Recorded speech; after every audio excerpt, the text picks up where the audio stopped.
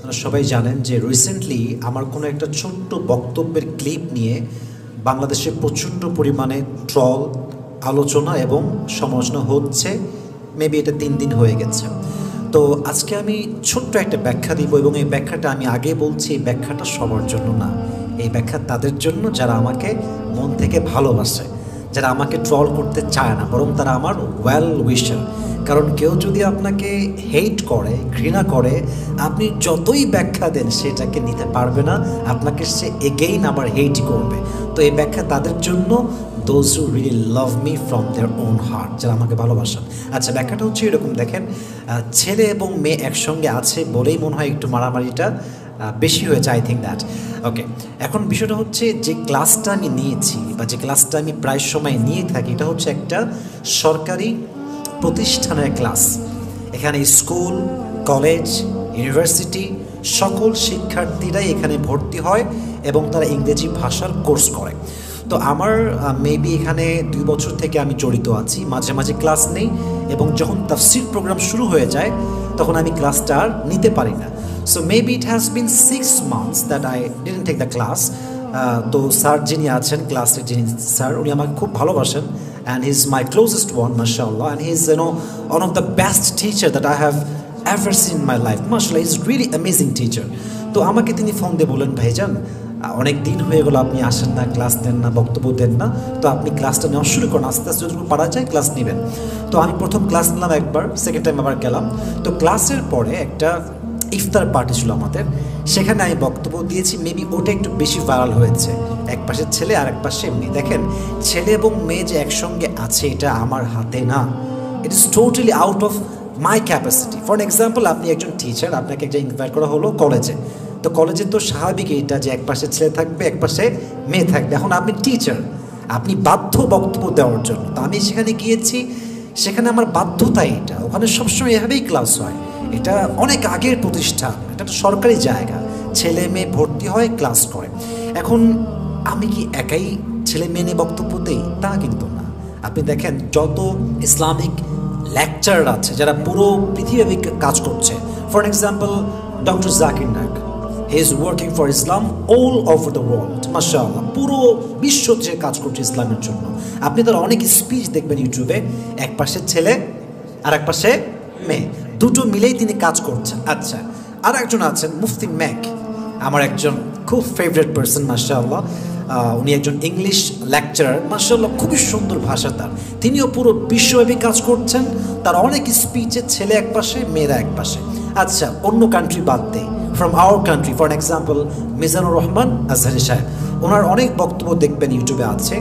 Recently maybe it has been 6 or 7 months, I am not sure. উনি বক্তব্য দিয়েছেন মালয়েশিয়াতে, যেখানে এক পাশে মেয়েরা আছে, এক পাশে ছেলেরা আছে। তো এই যে মিক্সিংটা ছেলে এবং মেয়ের, এটা কিন্তু বাধ্যতামূলক আমরা করি।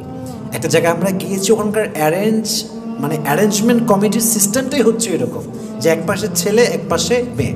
এখন আমরা যখন মাহফিলে যাই তখন কি হয়, মেয়েদের প্যান্ডেল হয় আলাদা, ছেলেদের প্যান্ডেল হয় আলাদা। ওখানে আমরা একটা রুলস মেনে কাজ করি, বাট যেহেতু এটা সরকারি প্রতিষ্ঠান, এখানে ক্লাসটা এমনিই হয়। সো এটার জন্য আমি খুবই বাধ্য ছিলাম, আমাকে করতে হয়েছে, এবং আমি এখানে অনেক সময় বক্তব্য দিয়ে থাকি। তো আমি নেক্সট টাইম এটা ট্রাই করব যেন কোনো ফুটেজ না থাকে, ফেসবুকে কোনো ফুটেজ না থাকে। ট্রাই করব সুন্দরভাবে সাজিয়ে গুছিয়ে ইসলামকে রিপ্রেজেন্ট করার জন্য, ইনশাআল্লাহ।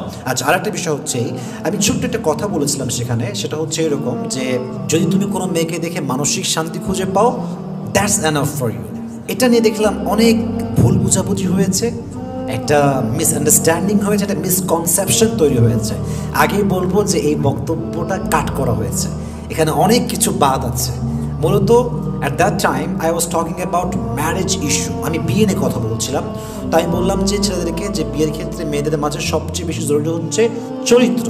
কারণ নবীজি বলেছেন, হাদিসটা হচ্ছে, ক্বালা রাসূলুল্লাহি সাল্লাল্লাহু আলাইহি ওয়াসাল্লাম, তুনকাহুল মারআতু লিআরবাইন, লিমালিহা ওয়া লিজামালিহা ওয়া লিহাসাবিহা ওয়া লিদীনিহা। A woman is married by looking at 4 qualities.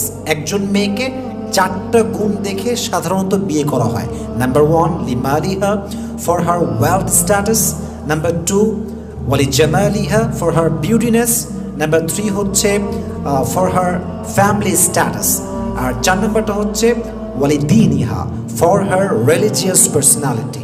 একটা হচ্ছে তার পারিবারিক যেই ধন সম্পত্তি দেখা, 2 হচ্ছে তার পারিবারিক যেই শিক্ষা এটা দেখা, 3 নম্বর হচ্ছে তার সৌন্দর্য দেখা, 4 নম্বর হচ্ছে তার চরিত্র দেখা। তাই বললাম যে তোমার চরিত্রকে দেখে সবচেয়ে বেশি বিয়ে করবে এবং গুরুত্ব দিবা। লাস্টে এসে বললাম যে বিয়ের মূল উদ্দেশ্য হচ্ছে মানসিক শান্তি। যেমন এর দলিল আছে কোরআনে 21 নম্বর পারা সূরাতুর রুম 21 নম্বর আয়াত, আল্লাহ তাআলা বলছেন ওয়ামিন আয়াতিহি আন খালাকা লাকুম মিন আনফুসিকুম আজওয়াজান লিতাসকুনু ইলাইহা।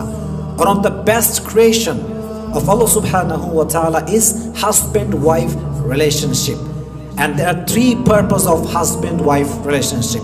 3টা উদ্দেশ্য স্বামী স্ত্রীর সম্পর্কের। 1 নাম্বারই হচ্ছে মানসিক শান্তি। সো আমি ওইটা মেন করেছি। এখন এটাকে কাটছাট করে ভাইরাল মেহরবানি করে করবেন না প্লিজ, ডোন্ট গেট মি রং। এবং মেহরবানি করে এগুলো নিয়ে ট্রল করা বন্ধ করবেন। আমাদেরকে তৌফিক দান করুক, সকলেই পড়া আমিন।